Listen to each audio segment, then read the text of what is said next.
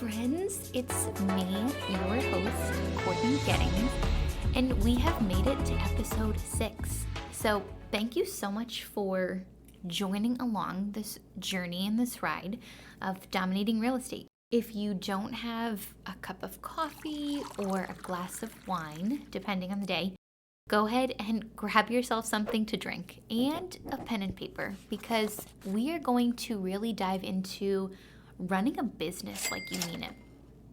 There's going to be a lot of information. Your head may spin. I hope I don't lose you along the way, but I'm really excited to kind of dive in and get your mindset right of not just being in real estate because you want to make a few bucks, or you hope to sell so many houses, or you hope to make a certain dollar. It's actually having a business plan. It's actually looking at your numbers. And I've heard since coming into real estate that hope isn't a strategy. So when you are jumping into real estate full feet ahead and you're doing this full time and you have that savings and that nest egg that's dwindling, you need to really kind of feel comfortable with being uncomfortable. And there's a few ways to really make sure that you're not just having a hobby of real estate, you are actually running a business. So some of the first things that we're going to talk about is knowing your numbers. Now, I have a few notes, so hang in with me. But knowing your numbers, this is something that I do at the end of every year. So, quarter 4, typically we say real estate can be on the quieter side. Doesn't mean business comes to a complete stop, but the beauty is you actually have time to breathe most of the time. And with that being said, you can actually focus on your business versus being in your business. So looking at your numbers, do you know how much money you have to make the following year? When you are in a salaried position, you know that, hey, Courtney, this job is offering X, right? And can that work for you, right? You know that, okay, hey, I'm making X amount, and you budget right on that salary. With real estate, the beauty and the scary part is that nothing's guaranteed, and you're not guaranteed a salary. So do you actually know how much money you have to make? This is something that I dive into my numbers, set budget, and this is where your pen and paper comes in. So here's a few steps of what I do of figuring out how do I know how much money I have to make for the upcoming year. So the first thing you need to do is take a look at your monthly expenses. What are you paying roughly for groceries, gas money, your rent or your mortgage? What are you paying on a monthly basis if you have a car payment, if you have a student loan payment, credit cards? Do you have kids to support, right? You got to budget those things in. And also budget time for you. Not just time, but budget money towards you, right? You deserve to enjoy some of that spending that you are working so hard for. Some other things. Do you have a gym membership? I may have mentioned a car, kids, a sitter, a cleaning lady. What are your monthly expenses that you need to focus on? Take that number, add all of those up, and multiply that monthly number by 12. Essentially, that will give you your annual projection of how much cash you need to pay all of your monthly expenses and feel comfortable, right? You're not having to put anything on a credit card. So that is one part of those numbers that you need to figure out. And you don't stop there. Think about what are your goals as far as savings. Do you want to save a certain dollar at the end of the year? When you're in real estate full time, you don't have a 401k. So how are you going to save if retirement's something that's on your radar? How are you going to set yourself up for success someday when you ultimately want to slow down? So think about that. How much money do you want to save and have meaning behind that number, right? Like, don't just pull a number out of thin air. Actually think about, okay, what is going to make an impact if I can save X this upcoming year? Other numbers that I focus on is having a business budget. You are going to have expenses. You're going to have your annual dues. You are going to have, closing gift expenses, right? You're going to want to get closing gifts for your clients. Make sure you're budgeting that.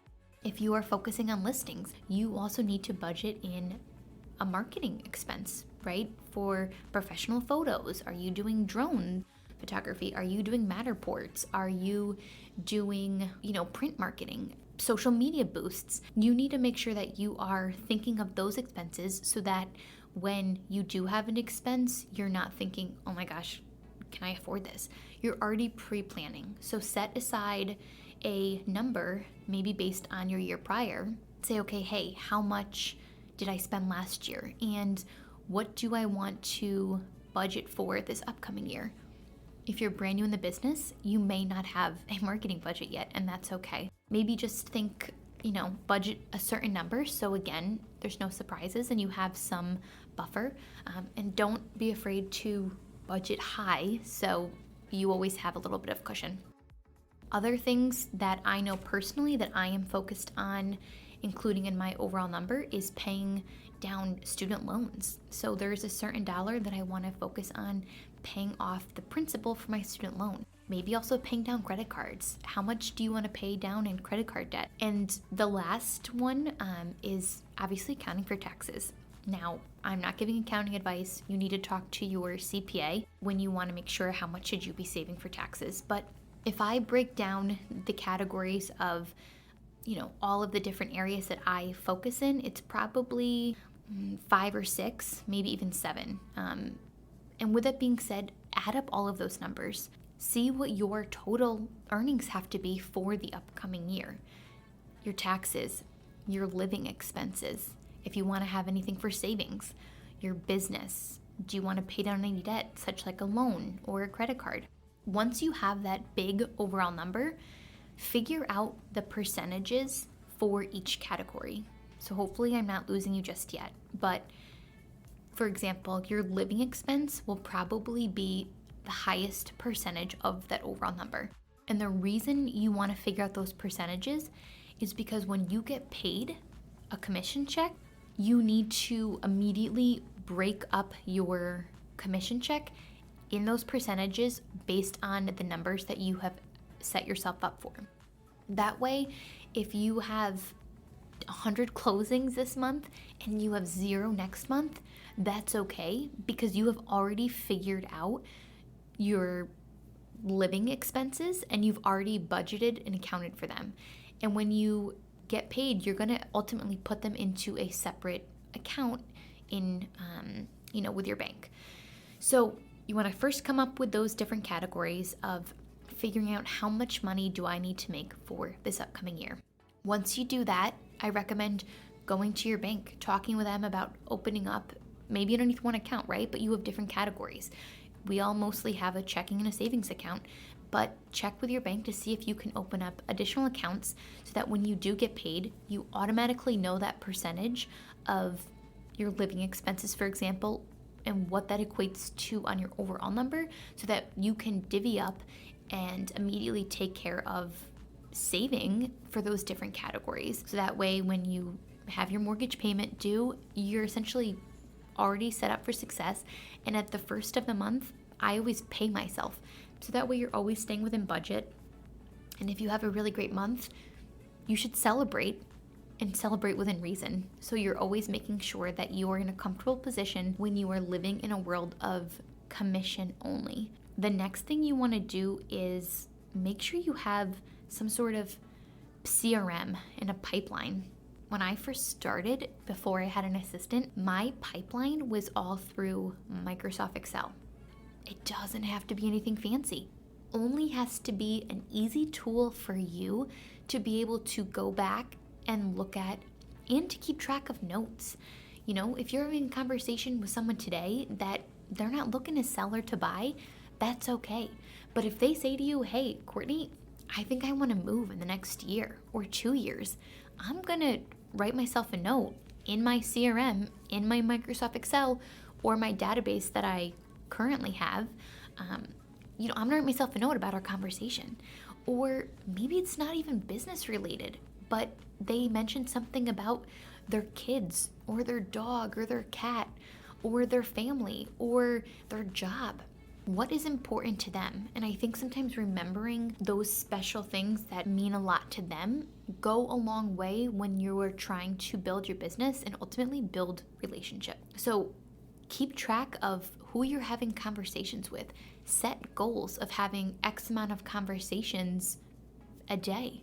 When I first started in real estate, I was in a coaching program and it was called the Daily 10-4. And if I can remember correctly, it was 4 different categories and it was 10 of each. So it was, having 10 conversations a day with new people, maybe business related, maybe not. But it was ultimately the habit of forming and building relationships. Category 2 was writing 10 handwritten notes. How many of us love getting mail? Actually important mail, not the junk mail and the spam mail, but actually getting something like a card in the mail. I mean, that goes a long way. So a handwritten note would be the second category for the daily 10-4. The third daily 10-4 would be viewing 10 houses. And I think that was actually 10 houses a week. But the more you do a day, the better position you will put yourself in. And the last one is adding 10 contacts into your database. And if I'm being completely honest, that by far was the one category that I put to the wayside. When I first started, I was focused on having conversations first. It was trying to get ahead of people, to talk to people, to network. And that is the most important, because you can send someone an email or you can send them a message, but ultimately having a face-to-face and a voice-to-voice connection is going to go a lot farther. But you do want to make sure you do have an actual pipeline.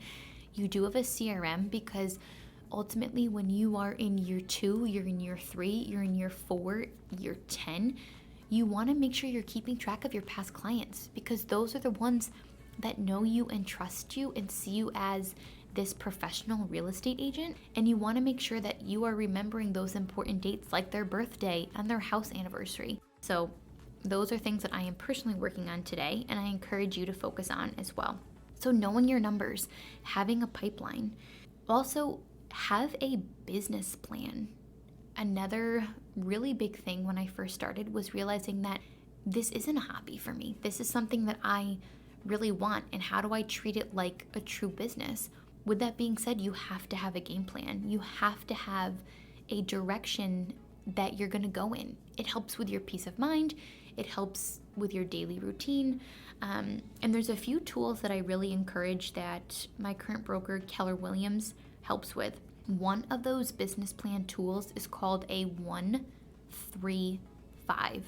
Write that down, look it up on Google. You probably can find an example. And it's called a 1-3-5 because the 1 stands for you're going to have one objective. And maybe that goes back to your goal, your annual goal of how much money do you have to make. Not what you want to make, but how much money do you have to make for the year to feel comfortable without going in debt. Your one objective. So that can be your annual financial goal. Now, the 3 stands for what are the 3 goals you are going to achieve or want to achieve to get that one objective. So for example, if you say you want to make 6 figures, that is your objective. Now, be very specific. Don't just say I want to make 6 figures. Have that number. Know your number. Have 3 goals in order to achieve that. You know, I've heard that it's sometimes comparable to sitting in a chair. If you only have one goal to achieve that objective, like, hey, I'm going to do open houses, that is fabulous. But one goal essentially isn't very stable, right? If you're sitting in a chair, having one leg isn't going to be very stable and secure. So even a second leg, like say you really love cold calling, again, that is great. You are going to have a lot more stability if you have 2 different areas you're going to focus on. But the best thing you can do is to have 3 specific goals in order to achieve that objective. So the 1 is your objective, the 3 are the specific goals, and the 5 is really narrowing in and zoning in 5 different ways you can achieve one of those goals. Does that make sense? definitely Google this if you are feeling a little lost or I'm confusing you at all. But the 5 essentially just helps you be super specific and zone in on how you're going to accomplish those goals. So for example, if you say, I love open houses, I want to market myself for open houses, I want to meet clients at open houses, that is going to be one of your 3 goals. Then you need to come up with a specific game plan of how are you going to do open houses? How are you going to give yourself a tangible goal to achieve and be successful with those open houses? Zone in that as much as possible. Be as specific as possible. Make sure you have at least 5 specific tasks to achieve that goal. And if you have more, even better. But make sure your goals are SMART goals. They're realistic, they're tangible, you can measure them, because you're always going to want to go back to your 135. And I encourage you to put that on your vision board, like we talked about in an earlier episode. Have it in front of you. If you're feeling lost or you need a direction, always go back to your 135. The second business plan that I want to talk to you guys about is having a 4-1-1. Again, hit the Google search, figure out, or go look up rather, the Keller Williams 4-1-1. That ultimately is a annual goal. It's essentially backwards. You're gonna have one annual goal, again, going back to your numbers, one annual goal, one monthly goal. What do you want to achieve in that month? And the 4 is 4 weeks. And then within those 4 weeks, you are going to set individual goals for what you want to accomplish each week. These tools give you a direction. They give you just the peace of mind that you know where you're going. And I can guarantee that even if you feel like progress is slow, if you keep up and do these goals and keep plugging along and looking at your overall vision of what you want to do and what you want to accomplish, you will be very successful. Now, the final piece of the puzzle, if you will, that I really want to focus on so that you can really focus on growing a business and not just a hobby in real estate is tracking your business, right? You know, who are you talking to today that is actively looking or is actively looking to sell? You know, who are your clients that are under contract? And who have you been able to help sell their property year to date, and who have you helped purchase a property year to date? Really track, whether it's again through a formal CRM or whether it's something informal like Microsoft Excel. Really track where you are in each transaction, whether you're truly under contract, whether you're sold, or you're in the conversation phase. But the more you can track where you are with each client, the better you will feel. When I first started, I was sometimes overwhelmed with, okay, how far or how well have I done year to date? And, you know, can I pay my car payment? I've said that a few times, and it's true. You know, I always felt better and like I had a bigger peace of mind if I could visually see who am I talking with, what is their budget, what is the estimated takeaway from that sale when we close. So not only, you know, have I made X year to date, but being able to see what is in your pipeline, what is possibility, that sometimes will get you through those stressful weeks, maybe even months, especially as you're really getting your feet off the ground. So track where you're in a transaction.